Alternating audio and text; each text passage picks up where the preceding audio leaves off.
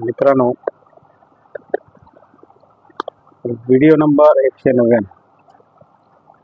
चला तर बघूया, सुरू करूया. आणि आजचा विषय काय? आज मित्रांनो मी तुम्हाला छोटे छोटे 3 विषय सांगणार आहे. त्याच्यातला पहिला विषय बघूया. माती कोणत्या तत्वापासून बनली आहे? पृथ्वीच्या पृष्ठभागावर सर्वात वरचा भाग, बराच मोठा भाग मातीच्या रूपात आहे. मातीत खडकाचा घासला तुटलेला भाग आहे. त्यात करोडो वर्षाच्या काळात अनेक प्रकारच्या रासायनिक आणि मौसमी प्रक्रियांमुळे वेगवेगळी तत्वे मिसळत गेली आहेत. ही सारी वेगवेगळ्या भागांमध्ये वेगवेगळ्या प्रकारे झाली आहे. त्यामुळे जागोजागी माती वेगवेगळ्या गुणांनी बनलेली असते. लिथोस्किपर, डायट्रोस्किपर, बायोस्किपर आणि ॲटमॉस्फिअर सोबत सतत अंतर्गत क्रियांमुळे भूमंडल खडकांच्या तत्वात मूलभूत बदल होतात. गॅस व द्रव पदार्थ मिसळत राहतात. मातीच्या कणांची घनताही वेगवेगळी असते. कणासोबत हवा, पाणी आणि प्रकारची रसायने मिसळली जातात. अंदाज आहे की माती सुमारे 6.5 कोटी वर्षाच्या तिसऱ्या टप्प्यात वा त्यानंतर पृथ्वीच्या पृष्ठभागावर तयार होण्यास सुरुवात झाली. माती, वाळू, सिल्ट याची अनेक रूपे आहेत. हे बदल अद्यापही होत आहेत. विषय दुसरा मित्रांनो, कीटकनाशके मानवी जीवनाला ठरत आहेत हानिकारक. कसं ते बघूया. शेतीचे उत्पन्न वाढविण्यासाठी अनेक कीटकनाशकांचा वापर केला जातो. त्याचे अनेक अंश मानवी शरीरात जातात व साहजिकच त्याचा परिणाम होऊन विविध विकार होत आहेत. पिकावर अनेक प्रकारचे उपद्रवी कीटक हे पिकांची हानी मोठ्या प्रमाणावर करतात. त्यामुळे पिकावर कीटकनाशके फवारली जातात. कीटकनाशकांचा परिणाम अल्प व दीर्घकालीन असतो. अल्पकालीन परिणामामध्ये नाक तसेच घशाचे विकार, त्वचेचा खाज येणे, फोड येणे, मळमळणे, अतिसार याचा समावेश होतो. दीर्घकालीन परिणामामध्ये कर्करोग, वेगवेगळे ट्यूमर, मेंदू तसेच मज्जासंस्थेची हानी, यकृत तसेच फुफ्फुसे यावर परिणाम होतो. प्रत्येक कीटकनाशकात घटक वेगळे असल्यामुळे त्याचे परिणाम सुद्धा वेगवेगळे असतात.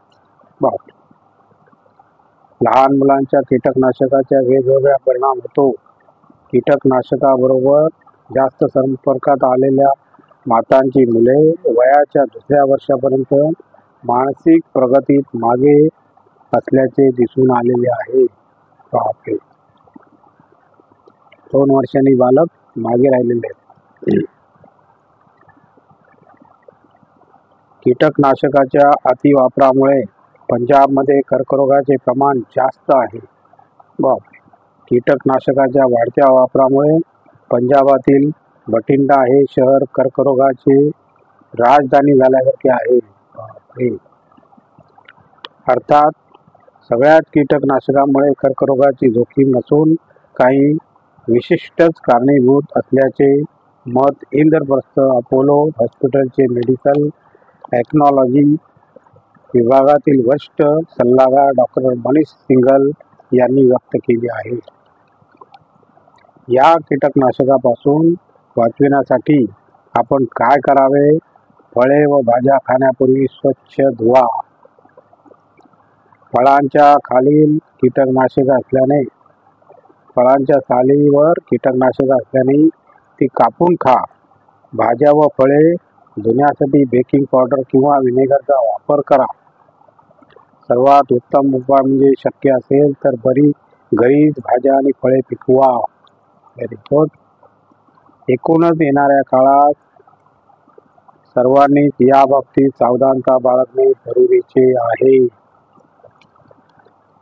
पॉइंट तिसरा मित्रांनो, वैद्यकशास्त्रातील ब्ल्यू बेबी म्हणजे काय बघूया आपण. काय ब्ल्यू बेबी वैद्यकशास्त्रात वापरला जाणारा एक शब्द आहे. जेव्हा नवजात बालकाच्या हृदयात कोणत्याही प्रकारची विकृती होते तेव्हा त्याच्या शरीरात वाहणाऱ्या रक्ताचा पुरेशा प्रमाणात ऑक्सिजन मिळू शकत नाही. त्यामुळे त्याच्या रक्ताचा रंग पूर्णपणे लाल न होता गडद निळसर लाल असतो. बापरे. यामुळे त्याची त्वचा व ओठाचा रंगही निळसर असतो. त्यामुळे अशा बालकांना ब्ल्यू बेबी म्हणतात. तसे अशा प्रकारच्या आजाराचे कारण आजही स्पष्ट होऊ शकलेले नाही. पण संशोधकांच्या मते याची अनेक कारणे असू शकतात. उदाहरणार्थ, गर्भावस्थेच्या प्रारंभी गरोदर महिलेच्या शरीरात होणारे संक्रमण वा गर्भिणीद्वारे एखाद्या विशिष्ट औषधाचा वापर, व्हिटॅमिन डी ची कमतरता, या नीलकिरणांचा जास्त संपर्क वगैरे प्रकार झाल्यामुळे अशी मुले जन्माला येतात आणि त्यांना ब्ल्यू बेबी असे म्हणतात. तर अशा प्रकारे आपला आजचा व्हिडिओ संपलेला आहे मित्रांनो. तरी माझा जर व्हिडिओ तुम्हाला आवडला तर लाईक करा, शेअर करा, सबस्क्राईब करा आणि कॉमेंट पण करा. नमस्कार. जय हिंद.